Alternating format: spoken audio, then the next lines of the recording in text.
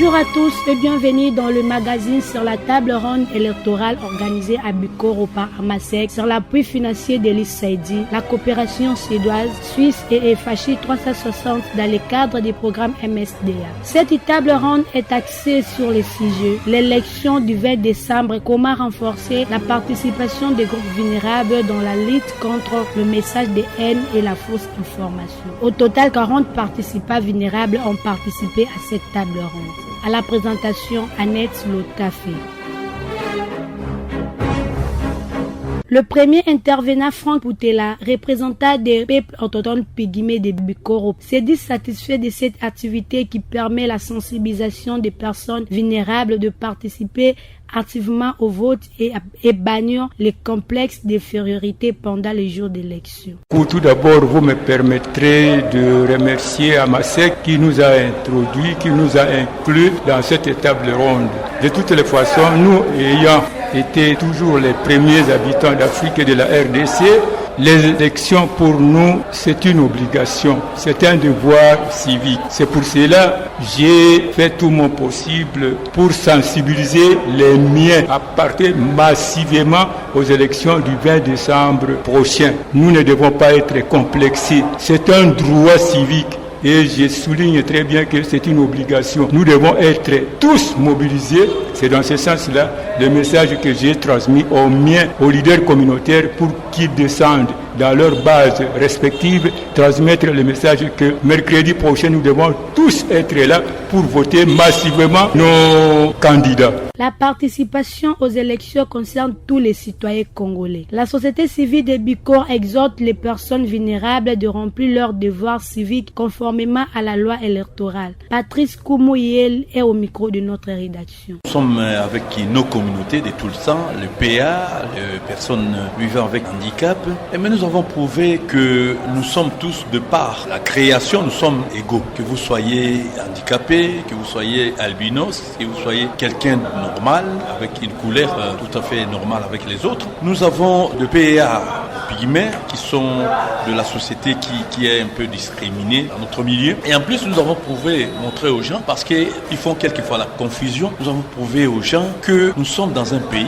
Mais le pays, c'est un pays des droits où nous avons une constitution et la constitution définit les droits et les devoirs des individus. C'est la loi fondamentale dans un pays. Et nous avons montré aux gens qu'ils reconnaissent ça, que nous avons les mêmes droits et que personne ne peut embêter l'autre. Et alors nous arrivons juste à la période des élections où tout le monde est censé exécuter son devoir d'aller voter et son droit de vote. Là-dedans, nous avons dit que les gens qui ne veulent pas aller aux élections, qui ne veulent pas voter, vraiment ils causent tort à la communauté parce que voter un représentant, c'est-à-dire vouloir que ces représentants soient au niveau soit provincial, soit national, qu'il nous représente valablement. Et il fait le pont entre le pouvoir national, le pouvoir provincial et la base dont il est élu comme représentant. Nous avons prouvé ça et nous avons montré aussi aux vulnérables de ne pas être complexés, et la loi et les dispositions de la loi électorale dit clairement, selon notre ami qui nous a présenté la matière électorale, que quand nous sommes à côté des vulnérables, une femme enceinte, un vieillard, un PA, un homme handicapé, un albinos, nous donnons priorité parce que dans une certaine mesure, ils sont un peu complexés, tout ça. Et dans notre culture, quelquefois, on dit non, chacun doit suivre la ligne. Nous avons prouvé que non, c'est pas ça. On doit les aider pour qu'ils continuent à participer avec nous aux élections, à voter. Sinon, ils resteront à la maison et ils ne seront plus acceptés à aller voter. Vous voyez quel préjudice nous causons à notre société parce qu'une voix seulement, ça peut capoter. Il faut que tout le monde vote et qu'il soit responsable, qu'il assume que nous avons voté tel monsieur. S'il est mauvais dans son travail là-bas, c'est notre faute. S'il fait bien son travail, c'est nous qui l'avons voté. Et c'est ça, cette animation que nous continuons avec les leaders qui sont ici. Nous allons répercuter, restituer aux amis qui sont restés. Nous avons plus insisté sur le PAP parce que tout le temps, ils se plaignent, mais ils doivent aller vers, parce qu'on ne vient pas repêcher les gens. Quand vous accusez les autres, vous vous accusez vous-même. Vraiment, on a partagé avec et puis la participation était active parce que toutes les questions qui ont été posées, trouver des solutions. Voilà Voilà en résumé la matière que nous avons donnée aux amis pour les réveiller, apprendre un peu, pour que nous tous nous soyons électeurs le jour mercredi 20 décembre de cette année. Les personnes vulnérables ont des privilèges pendant les opérations électorales. Ces derniers sont souvent assistés par les témoins de leur choix pour le vote. Guy Joël Boudjou, formateur électoral de CENI affecté à Bikoro, explique comment utiliser les dispositifs électoraux de vote DEV.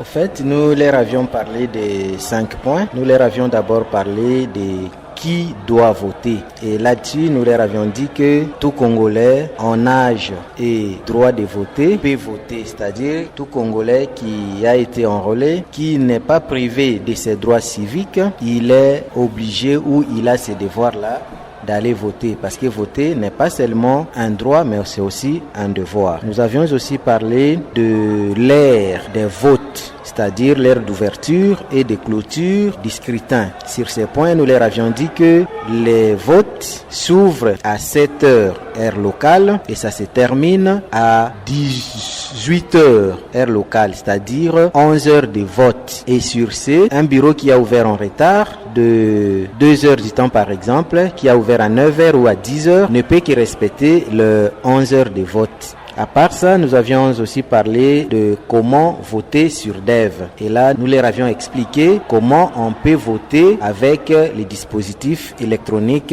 de vote. Sur le 4e point, nous avions parlé de l'assistance des personnes vulnérables. Nous avions dit que les gens incapables de voter par eux-mêmes peuvent se faire assister avec une personne de son choix, qui n'est pas bien sûr un membre de la CENI. Mais aussi, nous avions dit qu'il y a une priorité par rapport aux femmes enceintes, aux personnes vivant avec handicap, aux vieillards et aux femmes allaitantes. Et enfin, nous avions parlé du 5e point qui est l'importance des votes. Et là-dessus, nous leur avions montré que les votes, c'est quelque chose d'une importance capitale parce qu'on a le pouvoir de choisir nos dirigeants. Et ils ne peuvent pas se soustraire en disant qu'on avait déjà voté ou on a pré-voté, ce qui n'est pas le cas. Tout le monde doit aller voter. La dernière partie de cette table ronde est consacrée à la séance de questions-réponses entre les participants et l'intervenant. Les participants ont posé des questions autour des résultats des votes, les circuits de vote par les dispositifs électoraux de vote et les recrutements des pygmées, albinos et personnes vulnérables comme personnel de la CENI. C'est la fin de ce magazine sur la table ronde électorale organisée à Bikoro par la MASEC sur l'appui technique de l'Internews avec le financement de l'ISAID, coopération suédoise, Suisse et FHI 360. Merci de l'avoir suivi et à la prochaine.